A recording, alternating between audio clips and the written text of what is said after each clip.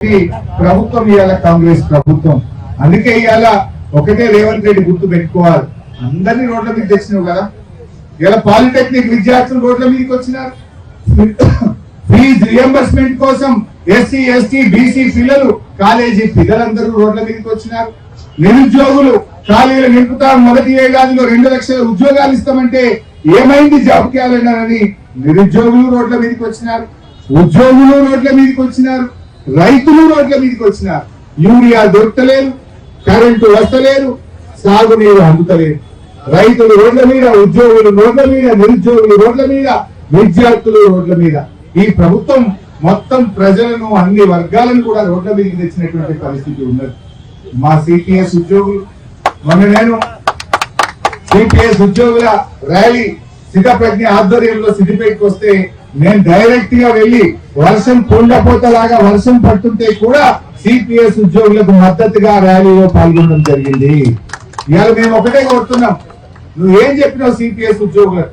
మా ఉద్యోగులకు తెలుసో తెలియదో నాకు తెలియదు. సిపిఎస్ ఉద్యోగులకు నేను అసెంబ్లీలో మీ గురించి ఒక రోజు మాట్లాడినా. కాంట్రిబ్యూషన్ పెన్షన్ కూడా కట్టలేదు ఈ ప్రభుత్వం. 18 నెలలు కాంట్రిబ్యూషన్ పెన్షన్ డబ్బులు కూడా చెల్లించకపోతే బీఆర్ఎస్ ప్రశ్నించినాక 6-7 నెలలు కట్టిండ్రు, ఇంకా 10 నెలలు పెండింగ్ లోనే ఉన్నది. కనీసం ఓపీఎస్ కాదు, కాంట్రిబ్యూషన్ పెన్షన్ కూడా కట్టనటువంటి ప్రభుత్వం ఈ రోజు ఈ రాష్ట్రంలో ఉన్నటువంటి ప్రభుత్వం. అసెంబ్లీలో బీఆర్ఎస్ ప్రశ్నిస్తే 18 నెలలకు 8 నెలలు కట్టిండ్రు, ఇంకా 10 నెలల కాంట్రిబ్యూషన్ పెండింగ్ లోనే ఉన్నది. ఇవాళ రేవంత్ రెడ్డి గారు, నువ్వు అప్పుడు కనబడ్డ కవల్లో కల్లా దండం పెట్టినావు, ఎన్నెన్నో మాటలు చెప్పినావు. ఇవాళ ఎందుకు ఇవాళ సిపిఎస్ ఉద్యోగులతో చర్చ జరుపుతలేవు? 3 సంవత్సరాలు వెయిట్ చేసింది కదా, నీకు ఇప్పుడు అయిపోయింది ఎక్కువ, ఉన్నది తక్కువ. మీ ప్రభుత్వం గడిచిన పీరియడ్ ఎక్కువ, నీకు ఉన్నది తక్కువ. మరి ఇంకెప్పుడు అమలు చేస్తావు? కనీసం ఒక కమిటీ అని వేసినావా? ఒక కాల పరిమితి నిర్ణయించినావా? చేస్తానని భరోసా ఇచ్చినావా? ఇలా చాలా దుర్మార్గంగా ఉన్నటువంటి పరిస్థితి ఉంది. నిన్న నా దగ్గరికి మోడల్ స్కూల్ టీచర్లు వచ్చినారు, చనిపోయిన వారి భార్యలు, కుటుంబ సభ్యులు నా దగ్గరికి వచ్చినారు. 42 మంది మోడల్ స్కూల్లో టీచర్లు చనిపోతే వాళ్ళ గ్రాట్యుటీ రావట్లేదు ఇప్పటిదాకా. వాళ్ళ సిపిఎస్ ఉద్యోగులు గ్రాట్యుటీ రాక పిల్లల చదువులు ఆగమైపోయి నేను రోడ్డు మీద పడ్డామని ఆ తల్లులు కన్నీళ్లు పెట్టుకుంటుంటే చాలా బాధ కలిగినటువంటి పరిస్థితి. ఇలా ఎన్ని విషయాలు. సర్వశిక్ష అభియాన్ ఉద్యోగులు ఏం చెప్పిన వాళ్ళకు? ఛాయ్ తాగినంత సేపట్ల నేను పర్మనెంట్ చేస్తా అని ఇదే వరంగల్లో ఏకశిలా పార్క్ ముందు రేవంత్ రెడ్డి మాట ఇచ్చినాడు.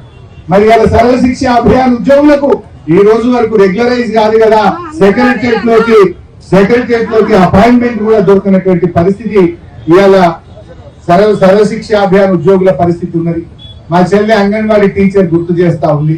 ఆనాడు అంగన్వాడీలను కేసీఆర్ గారు ప్రగతి భవన్ కు పిలిచి కడుపు నిండా అన్నం పెట్టి మీకేం కావాలి చెల్లెమ్మ అని వేతనాలు పెంచిండు ఆనాడు కేసీఆర్ గారు.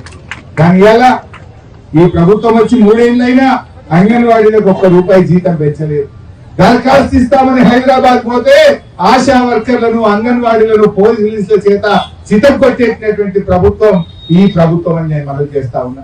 ఇవాళ అంగన్వాడీలతోని అనేక పనులు చేయించుకుంటున్నారు. ఇవాళ మొత్తంగా ఈ సర్వే అంతా కూడా ఇవాళ ఓటర్ లిస్ట్ కొత్త ఎన్యూమరేషన్ అంతా అంగన్వాడీలే చేస్తా ఉన్నారు.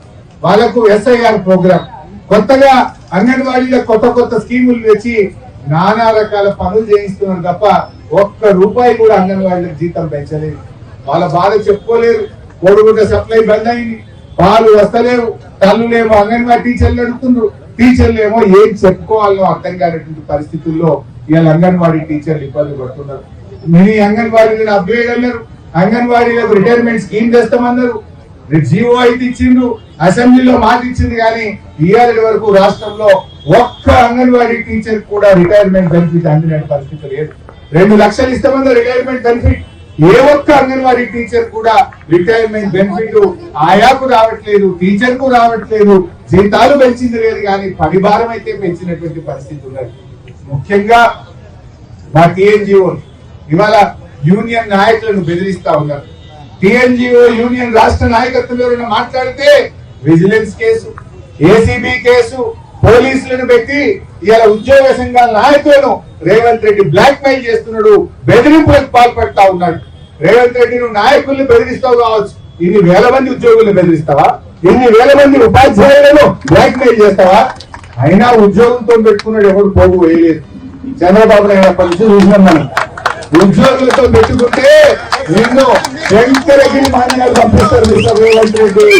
ఒక్కడి గుర్తు పెట్టుకో, ఉపాధ్యాయ ఉద్యోగంతో పెట్టుకున్నాడు ఎవడు ఇలాంటి వరకు పోగు పోయలే. నువ్వు ఇయ్యాల వాళ్ళతో పెట్టుకుంటున్నావు, నీకు రోజులు దగ్గర పడుతున్నాయి మిస్టర్ రేవంత్ రెడ్డి అని చెప్పి కూడా నేను చెప్పదలుచుకున్నా. ఎందుకంటే ఇచ్చిన ఒక్క మాట అమలు చేయలేను, ఒక్కటంటే ఒక్క మాట కూడా అమలు చేయలే. నా డిఏలు ఇవ్వలే, నా పిఆర్సి ఇవ్వలే, నా పెండింగ్ ఏరియర్స్ ఇవ్వలే, రిటైర్మెంట్ బెనిఫిట్స్ ఇవ్వలే, సిపిఎస్ ను ఓపీఎస్ చేయలేదు, ఒక్క మాట కూడా అమలు చేయలేదు ఉద్యోగులకు. ఇవాళ గమనించండి ఉద్యోగ సోదరులారా, ఒక్కటన్నా ఇచ్చిందా రేవంత్ రెడ్డి వచ్చినాక? ఒక్క హామీ అన్నా మీకు అమలైందా? ఈఎస్ఎస్ కూడా సరిగా అమలు కాలేదు. 3 ఏళ్లుగా 6 గ్యారంటీలని మోసమైంది, ఉద్యోగులకు కూడా మోసమైంది. ఎవరికి కూడా ఈ ప్రభుత్వం న్యాయం చేయలేదు. ముఖ్యంగా ఉద్యోగుల విషయంలో భయభ్రాంతులకు లోన్ చేస్తా ఉన్నారు. ఏసీబీల పేరిట, విజిలెన్స్ ఎంక్వైరీల పేరిట ఇవాళ ఉద్యోగ సంఘ నాయకులు